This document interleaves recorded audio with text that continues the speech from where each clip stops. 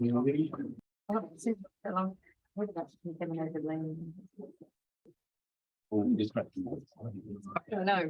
I'm just waiting for that to. Apart from it, it goes on. Please, yeah. I did.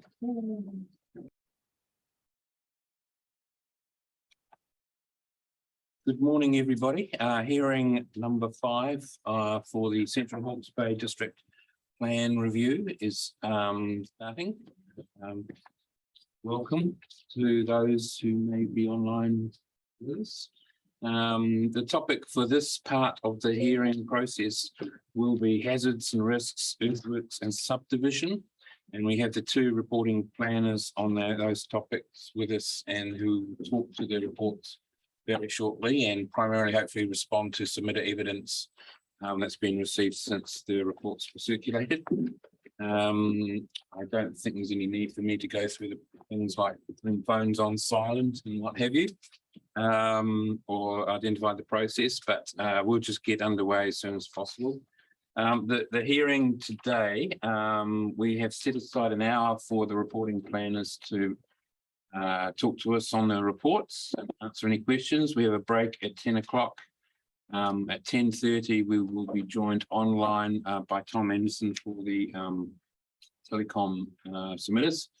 11 o'clock, we've got online presentations from Port New Zealand, and at 11:30 from Transpower New Zealand, 2 of them will be in person and 1 will be online. We intend to have a break around the middle of the day. After lunch, Kāinga Ora has got a whole hour set aside to talk to us about their submissions and evidence, and they will be online.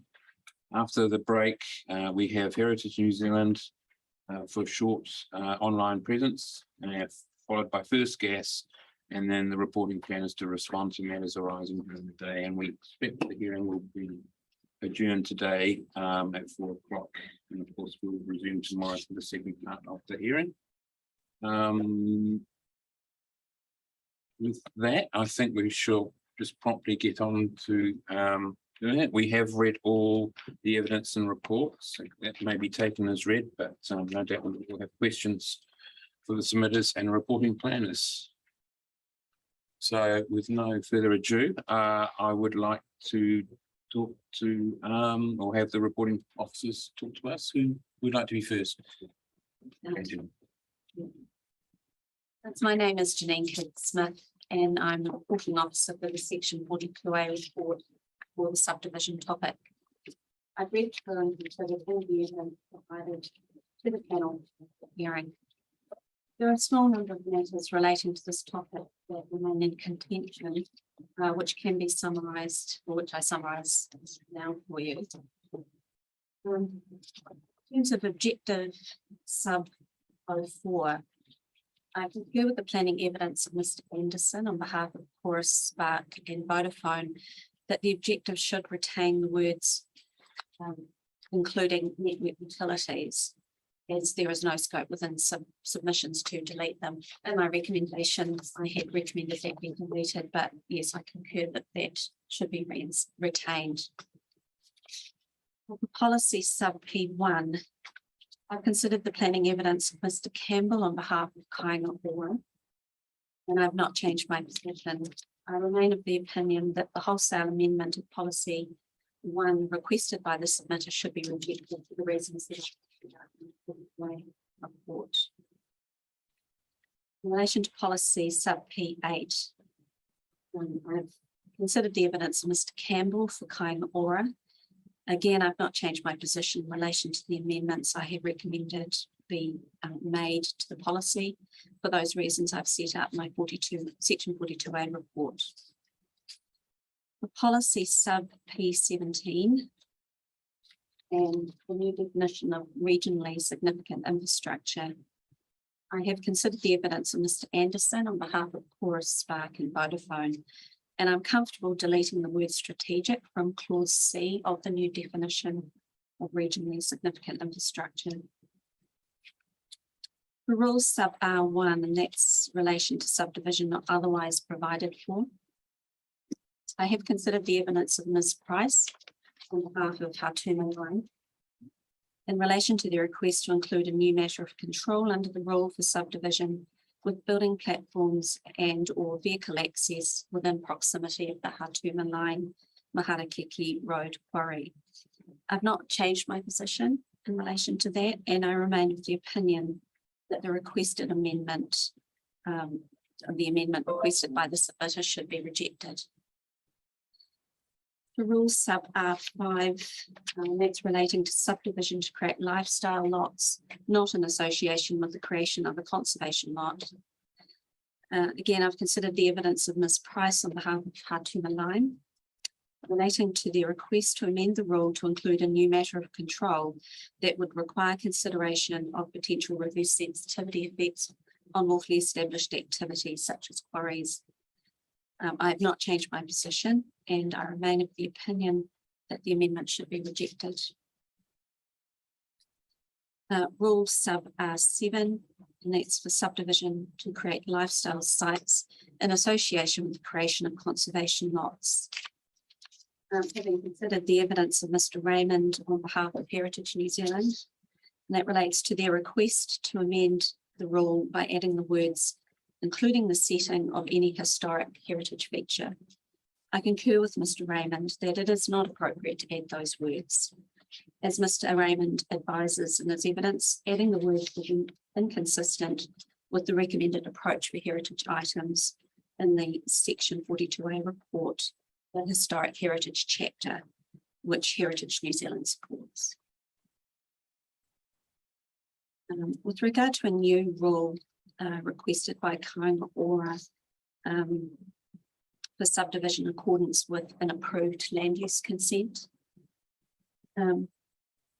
Mr. Campbell supports the addition of a new restricted discretionary activity rule for subdivision in the general residential zone, commercial zone, general industrial zone, and the large lot residential zone, where it's in accordance with an approved land use consent. He considers the approach as consistent with the approach taken in the Auckland Unitary Plan. In the proposed plan, subdivision in these zones is a controlled activity under rule sub R1, subject to compliance with the specified conditions. Subdivisions that do not comply with standard sub S1, and that's for the minimum net site area, must be assessed as a discretionary activity under rule sub R1 clause 4. I have reviewed the relevant Auckland unitary provisions. I note that the new restricted discretionary rule requested by Kainga Ora only includes matters of control, which is reserved. There are no standards to be applied to such subdivisions, and where compliance with standards is not achieved, there is no consequential change in activity status, for example, from restricted discretionary to discretionary, as is the situation under the Auckland Unitary Plan. Also, the matters over which control is reserved does not reflect the full list of matters in the Auckland Unitary Plan. Generally, I consider that there are limited benefits to be gained for applicants by amending the activity status in the proposed plan from discretionary to restricted discretionary. However, if the panel was of a mind to adopt a restricted discretionary status, I consider, with reference to the approach taken in the Auckland Unitary Plan, that it would be appropriate that it only apply where there is non-compliance with the minimum net site area standard. I also consider that applications for subdivision that is in accordance with approved land use consent should also be assessed for compliance against all the remaining conditions under rule sub R11. So moving on now to standard sub S1. This is for the minimum net site area, excluding lifestyle sites and conservation lots. I have considered Mr. Campbell's evidence in where he remains of the view that an reduced minimum net site area of 300 square metres per dwelling in the general residential zone, instead of 350 square metres in the proposed plan, can be accommodated without significant effect on the built form outcomes reasonably anticipated under the PEP as notified. I've not changed my position in relation to this matter, and I remain of the opinion that the request should be rejected for the reasons I've set out in my section 42A report. In regard to assessment matters, matter sub AM 5.4, and that relates to water supply, wastewater disposal, stormwater disposal. And sub AM 6 clause 7 in relation to property access. I've considered the evidence of Mr. Gimpsey on behalf of Fire and Emergency New Zealand. I concur with Mr. Gimpsey that deleting assessment matters sub AM 5.4, which refers to the New Zealand Fire Service firefighting supplies code of practice, would reduce council's ability to adequately consider the fire risk in relation to subdivision consent applications. And for the same reasons, I concur that the reference to this code in assessment matters sub AM 6 clause 7 should also be retained. Assessment matters sub AM 7, and that relates to subdivision resulting in the creation of new sites within 100 metres of the state highway network.